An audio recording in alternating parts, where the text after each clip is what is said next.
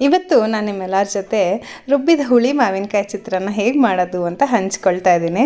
ಇದನ್ನು ಮಾಡೋದಕ್ಕೆ 5 ಮುಖ್ಯವಾದ ಪದಾರ್ಥಗಳು ಏನಂತಂದರೆ ಮಾವಿನಕಾಯಿ ಹುಳಿ ಇರೋವಂಥದ್ದು, ಸಣ್ಣಗೆ ಹೆಚ್ಕೊಂಡಿರೋದು, ಮತ್ತು ಕಾಯಿ ತುರಿ, ಮೆಂತ್ಯ, ಒಣಮೆಣಸಿನ್ಕಾಯಿ ಮತ್ತು ಬೆಲ್ಲ ಇಷ್ಟನ್ನು ಹಾಕ್ಕೊಂಡು ಮಿಕ್ಸಿಗೆ ಹಾಕಿ ರುಬ್ಕೊಳ್ತಾ ಇದ್ದೀನಿ. ಇದಕ್ಕೆ ನೀರು ಹಾಕ್ಕೊಂಡು ರುಬ್ಬದೇ ಇದ್ರೇ ಒಳ್ಳೆಯದು, ಹಾಗೆ ತರಿತರಿಯಾಗಿ ರುಬ್ಕೊಂಡ್ರೆ ಚೆನ್ನಾಗಿರುತ್ತೆ. ಈಗ ಒಂದು ಪ್ಯಾನ್ ತೊಗೊಂಡು ಅದಕ್ಕೆ ನಾನು ಕಡಲೆಕಾಯಿ ಎಣ್ಣೆ ಹಾಕ್ಕೊಳ್ತಾ ಇದ್ದೀನಿ.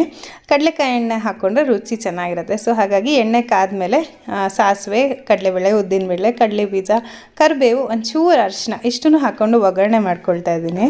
ಒಗ್ಗರಣೆ ಎಲ್ಲ ಆದಮೇಲೆ ಗ್ಯಾಸ್ ಆಫ್ ಮಾಡಿ ನಾವೇನು ಮಾಡಿಟ್ಕೊಂಡಿರ್ತೀವಲ್ಲ ಚಟ್ನಿ, ಅದನ್ನು ಹಾಕಿ 2 ನಿಮಿಷ ಬಾಡಿಸ್ಕೋಬೇಕು. ಈಗ ಒಂದು ಅಗಲವಾಗಿರೋ ಒಂದು ಪಾತ್ರೆಯಲ್ಲಿ ಅನ್ನನ ಮೊದಲೇ ಹಾಕಿಟ್ಕೋಬೇಕು. ಈಗ ಏನು ಒಗ್ಗರಣೆ ಮಾಡ್ಕೊಂಡಿರ್ತೀವಲ್ಲ ಚಟ್ನಿ ಮತ್ತು ಅದನ್ನೆಲ್ಲ ಹಾಕಿ ಒಂದು ಸ್ವಲ್ಪ ಉಪ್ಪು ಎಷ್ಟು ಬೇಕೋ ಅಷ್ಟು ಹಾಕ್ಕೊಂಡು ಅನ್ನದ ಜೊತೆ ಚೆನ್ನಾಗಿ ಕಲಿಸ್ಕೋಬೇಕು.